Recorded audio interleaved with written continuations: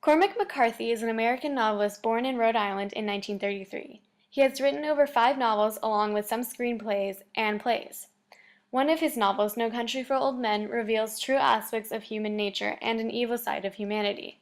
It tells the story of a young man in the western part of Texas who stumbles upon $2 million cash in a drug exchange gone bad. He decides to take this money, but then is pursued by a psychopathic killer known as Chigurh. Chigurh is ruthless and kills anyone who gets in his way, especially when they aren't expecting it.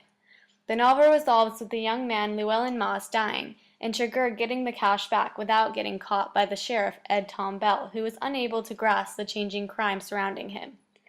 McCarthy demonstrates that good does not always win, along with the aspects of human evil.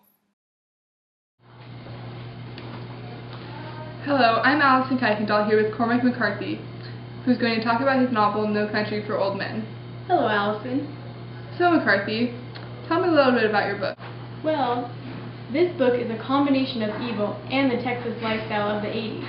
I tried to incorporate suspense with the antagonist Chigurh, with a constant cat and mouse chase with the other character, Llewellyn Moss. While on the outside, Sheriff Ed Tom Bell was trying to stop them both. My novel also demonstrates the great changes in crime that the sheriff could no longer beat. Wow, that's an intriguing story. So how do you reveal the suspense? Well, I incorporate a lot of dramatic irony within my text. My readers often are fully aware of what's going to occur next before the characters do. I just give clues on what's going to happen next and make the reader hope it's not actually true, but usually it is. So, McCarthy, what was your central idea for writing this text? I wanted to demonstrate the overcome of evil, which I did with Chigurh's success in recapturing the $2 million. And in this specific book, the protagonist did not win. It seems that a lot of your novels have evil and death within them. Do you have a purpose for this? Well, I don't understand why authors do not talk about death. Death is often something people run away from in life, which is demonstrated with Llewellyn fleeing from the murdered Chigurh. But ultimately, it was inevitable for him in the end, and he was forced to face death.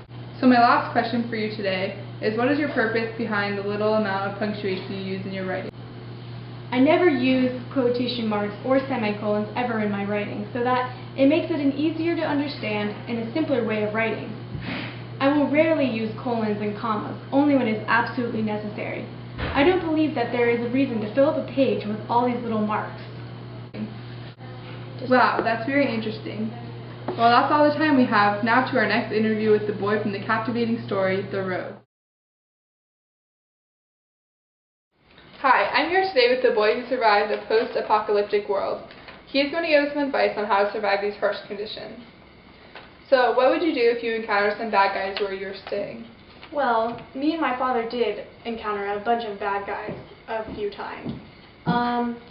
If you do encounter bad guys in the apocalyptic world, don't try and run away, or you will run into more of them, which happened to me and my father.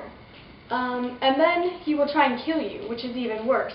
So if that happens, you should aim for the forehead when you're trying to attack back, and shoot him there. That way he'll be killed instantly, and then you can run away. Okay.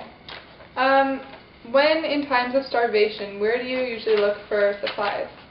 Well, me and my father found good supplies in an apple orchard for food, and there was apples there, and then the second place we found food was a bomb shelter, which was covered in canned goods and supplies, which we got to eat for a while. Oh, yes!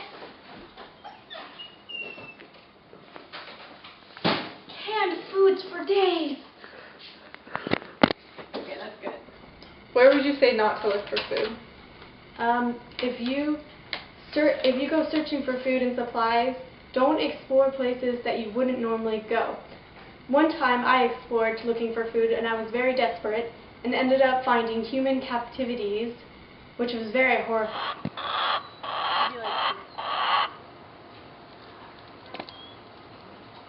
Oh my gosh! Human captivity! What should you do if a thief steals your supplies? If a thief does take your food, chase them down and get it back, and make sure you do. Where should you travel to for help? Well, don't go south through a coastal city, or you will get shot down by an arrow, which happened to my father, and he ended up dying from that. Instead, you should travel inland, and there you will meet a nice family who will take you in and help you survive. And that's how I was able to survive and be here today. Okay, and one last question. How did you stay positive throughout all these horrible experiences? Well, you have to stay optimistic through it all and persevere through everything. And my father always told me when I was a kid, remember that the good times before, when you ever felt down,